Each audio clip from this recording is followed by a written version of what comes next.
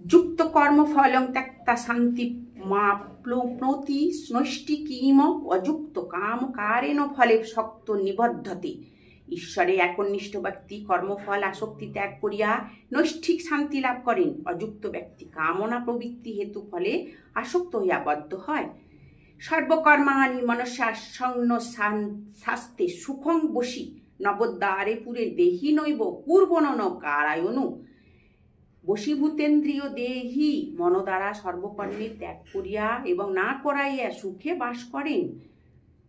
বলছে ন কর্তৃত্বং ন কর্মাণি লোকস্য সৃজতি প্রভু ন কর্মফল সংযম স্বভাবস্থ প্রবর্ততে। পরমেশ্বর জীবের কর্তৃত্ব সৃষ্টি করেন না, কর্ম সৃষ্টি করেন না, কর্মফল যোগ সংযোগেও সৃষ্টি করেন না, কিন্তু জীবের স্বভাব ধারায় কর্মে পবিত্র হয়। নদ্যতে কস্যচিৎ পাপং ন চৈব সুকৃতং বিভু অজ্ঞানেনাবৃতং জ্ঞানং তেন মহন্তি জন্তব। পরমেশ্বর কাহারও পাপ বহন করেন না, পূর্ণও বহন করেন না, অজ্ঞান দ্বারা জ্ঞান আবৃত হয়, এই জন্যই জীব সকল মোহিত হয়। হরে কৃষ্ণ হরে।